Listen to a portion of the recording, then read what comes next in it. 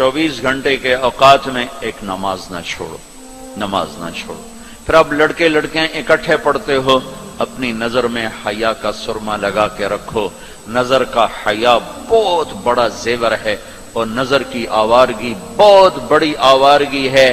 دلوں کو تباہ کرنے کے لیے اس سے زیادہ خوفناک کوئی چیز نہیں ہے، اور دل کو روشن کرنے کے لیے اس پردے کو جھکانے سے زیادہ کوئی چیز نہیں ہے۔ جس کی نظر نیچے ہوتی ہے پوری دنیا کے شیطان مل کر اسے گمراہ نہیں کر سکتے۔ جس کی نظر اٹھ جاتی ہے پوری دنیا کے جنید بغدادی اس کے دل کو پانی نہیں لگا سکتے، اور اس کے دل کو نرم نہیں کر سکتے۔ آنکھوں کے غلط استعمال سے جو زہر اندر جاتا ہے اس کا کوئی تریاق کوئی نہیں ہے، تریاق کوئی نہیں ہے۔ اور نظروں کو جھکانے سے جو طاقت اندر جاتی ہے اس کو تباہ کرنے کے لیے کوئی بم بلاسٹنگ نہیں ہے، کوئی گولی نہیں ہے، کوئی بلٹ نہیں ہے۔ یہ ایسی طاقت ہے کہ عرش تک انسان کو پہنچا دیتی ہے۔ یہ ایسی طاقت ہے کہ فرشتوں کو اس کے قدموں میں جھکا دیتی ہے۔ یہ ایسا نور ہے کہ جب تمہاری آنکھ بند ہوگی تو اللہ کی قسم سورج چاند کا نور بھی تمہارے نور کے آگے شرمائے گا، ماند پڑ جائیں گے یہ نور۔ اگر تمہیں اللہ نے آنکھوں کا نور دے دیا، اگر تمہیں آنکھوں کا حیا دے دیا، دنیا کے سارے ابلیس میں گمراہ نہیں کر سکتا۔ عمیر بن حبیب روم کی قید میں آئے تو رومن 10 آدمی تھے، 9 قتل کر دیے۔ یہ بڑے خوبصورت تھے، لمبے چوڑے تھے، تو اس کو ایک رومی سردار نے اپنا غلام بنا لیا۔ پھر اس نے کہا کہ اگر تو عیسائی ہو جائے تو میں اپنی بیٹی بھی دیتا ہوں، اپنی ریاست بھی دیتا ہوں۔ تو انہوں نے فرمایا کہ سارا ملک عرب بھی دے دے اور ملک روم بھی دے دے، میں ایک پل کے لیے بھی اپنا دین نہیں چھوڑ سکتا۔ پھر اس کو ایک ترکیب سوچی، اس نے ایک گھر پورا خوبصورت فرنشڈ اس میں ان کو بند کر دیا، اور شراب بھی رکھ دی، کھانا بھی رکھ دیا۔ ایک خوبصورت لڑکی کو تیار کیا کہ اس سے گناہ کرواؤ۔ وہ آگے وہ گناہ کی دعوت دے رہی، یوں بیٹھوں۔ 3 دن گزر گئے، 3 راتیں کو نہ کھایا، نہ نظر اٹھائی، نہ پیا۔ 3 دن کے بعد وہ لڑکی کہنے لگی تو کیا بلا ہے، نہ تو نے کھایا نہ تو نے پیا نہ تیری نظر اٹھی، کون ہے تو، کیا ہے تو، تمہیں کون روکتا ہے؟ تو فرمایا کہ اب تو میرے لیے شراب بھی حلال ہے جس حال پر میری پیاس پہنچ چکی، اور سور پکا کے رکھا ہوا تھا کہ یہ گوشت بھی میرے لیے حلال ہے جس سطح پر میری بھوک پہنچ چکی ہے، لیکن میرے رب سے مجھے حیا ہے جو مجھے دیکھ رہا ہے،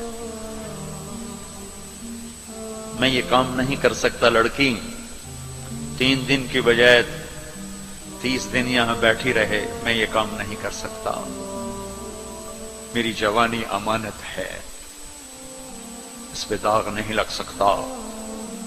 وہ کہنے لگی تیرے جیسے انسانیت کے تاج کو میں قتل نہیں ہونے دوں گی، میں تمہیں چھڑاؤں گی۔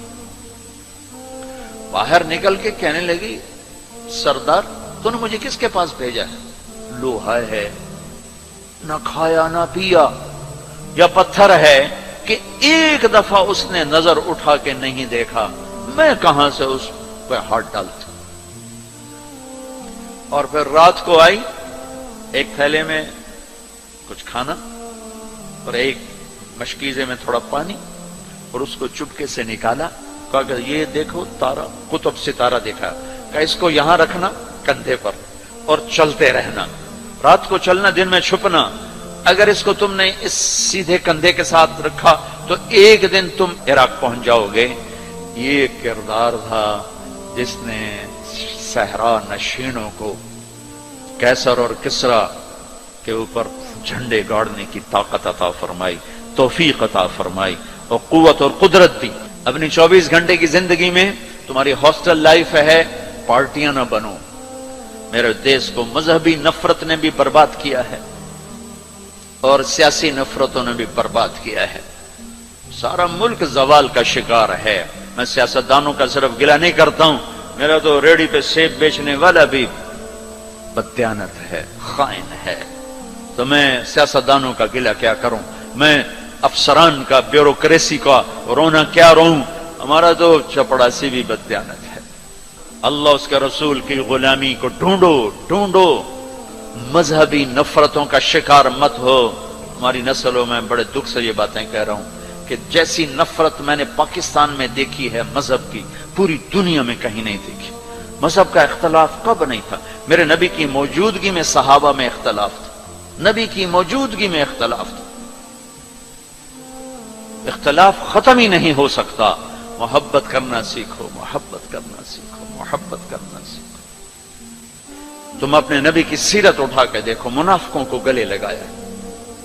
عبداللہ بن ابی مرنے کے قریب ہوا. عبداللہ بن ابی غلیظ ترین انسان اور جہنم کے سب سے نیچے.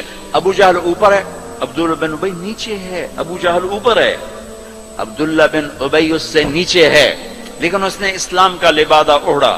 میرے نبی کیا عام آدمی، میرے نبی کو تو سارے منافقوں کا پتا تھا کہ کون کون ہیں، باقی صحابہ کو نہیں پتا تھا کہ کون ہے، لیکن عبداللہ بن ابی کے بارے میں سب کو پتا تھا یہ منافق ہے. اس کے بیٹے آ گئے، وہ صحابی تھے، کہ یا رسول اللہ میرا باپ مر رہا ہے، آپ جنازہ پڑھائیں گے؟ کہاں پڑھاؤں گا. تو اس کے کفن کے لیے آپ اپنا کرتا دے دیں گے؟ کہاں. آپ نے اپنا کرتا اتار کے دے دیا. آپ کہتے ہیں میں منافق کے لیے کیوں کروں؟ کرتا دے دیا. وہ مر گیا تو اس کے جنازے پہ کھڑے ہو گئے.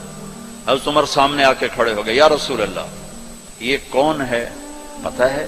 کہاں پتہ ہے. کہا تو اس کا آپ جنازہ کیوں پڑھا رہے ہیں؟ کہا میرے اللہ نے مجھے ابھی تک روکا نہیں، یوں کہا ہے پڑھ یا نہ پڑھ میں معاف نہیں کروں گا. میں پڑھتا ہوں، شاید اللہ معاف کر دے.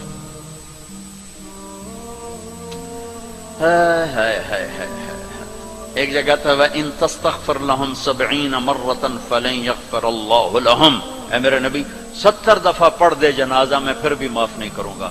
تو میرے نبی نے فرمایا ہے اگر میرا اللہ کہتا کہ اے میرے محبوب اگر آپ 70 دفعہ ان کے لیے دعا کریں گے جنازہ میں معاف کر دوں گا. تو ہم نے کہا میں اس کمبخت کا 70 دفعہ جنازہ پڑھا دیتا ہوں، اس کے امتی ہو کر سلام کا جواب نہ دیں، ایک دوسرے کے پیچھے نماز نہ پڑھیں اور کفر کے فتوے لگائیں.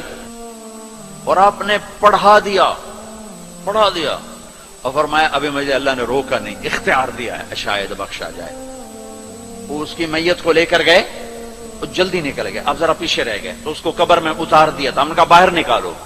اس کی میت کو باہر نکالا، اپنا لعاب اپنی انگلی پہ لگایا اور اس کے منہ میں ایسا ڈالا کہ شاید اللہ اس کی تو فعل ہی اس کی بخشش فرما دے. اس منظر کو دیکھ کر 100 منافق کلمہ پڑھ گئے. 100 منافق کلمہ پڑھ گئے.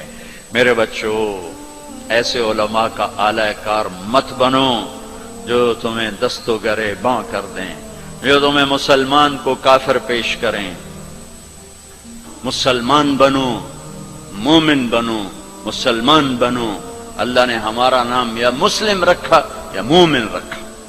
میرا تیرا تعارف ایمان ہے، اسلام ہے.